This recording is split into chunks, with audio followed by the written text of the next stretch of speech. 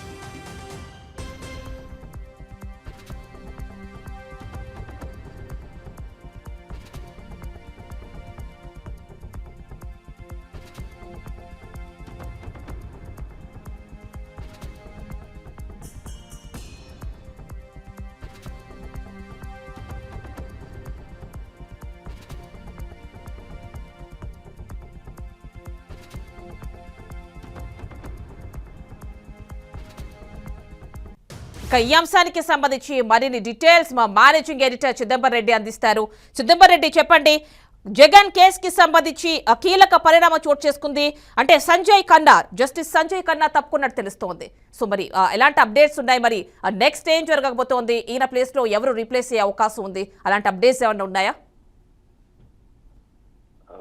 జడ్జిలకి ఒక రైట్ ఉంటుంది. అదేంటంటే నాట్ బిఫోర్ మీ అని ఒక రైట్ ఉంటుంది. వాళ్ళు ఏంటంటే ఎవరైనా సరే ఏదైనా ఒక కోర్టు కేసు సంబంధించి అది వాళ్ళ బెంచ్ ముందుకు వచ్చినప్పుడు ఆ కేసులో వాదనలు వినడానికి ఇష్టపడకపోవడం కానీ, లేకపోతే ఆ వాదనలో వినే క్రమంలో ఏదైనా సరే ఎవరైనా అబ్జెక్షన్ చెప్పినా సరే నాట్ బిఫోర్ మీ అనే ఒక రైట్ ని యూజువల్లీ అంటే జడ్జిలు ఉపయోగించుకున్నారు. జస్టిస్ ఈ విషయాన్ని పర్టికులర్ గా వస్తే మాత్రం రెండు కీలకమైన అంశాలు ఉన్నాయి. ఒకటి ఏంటంటే ఈడీ కేసు విచారణ తను సంజయ్ కుమార్ తప్పుకునే క్రమంలో కూడా తను చెప్పింది ఏంటంటే ఏదైతే సిబిఐ కేసుల్లో తీర్పు తర్వాతనే ఈడీ కేసుల్లో తీర్పు ఇవ్వాలని చెప్పి గతంలో తెలంగాణ హైకోర్టు ఆదేశించిన నేపథ్యంలో ఈ తీర్పుని ఈడీ సవాల్ చేసింది. ఎందుకంటే సిబిఐ ఈడీ రెండు కేసులు కూడా సైమల్టేనియస్లీ జరుగుతాయి. ఒకటి ఆర్థిక లావాదేవీలకు సంబంధించిన కేసు యూజువల్లీ రెండు కలిసి ఇన్వెస్టిగేట్ చేస్తాయి కాబట్టి ఒక దాంట్లో తీర్పు తర్వాత రెండు అనేటప్పటికీ అక్కడ న్యాయము లేదా శిక్ష లేట్ అయ్యే అవకాశం ఉంది అన్నది ఈడీ వాదిస్తూ వస్తుంది.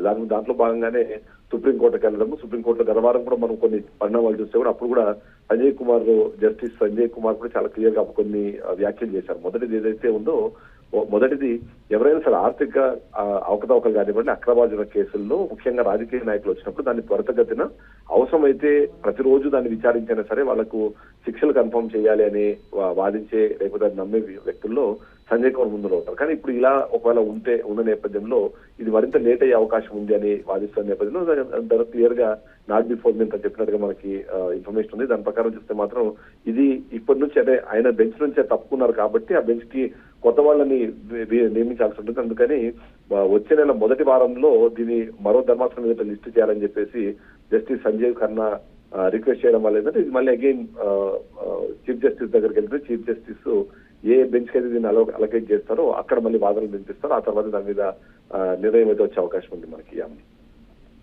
Right Chidambar Reddy, thank you.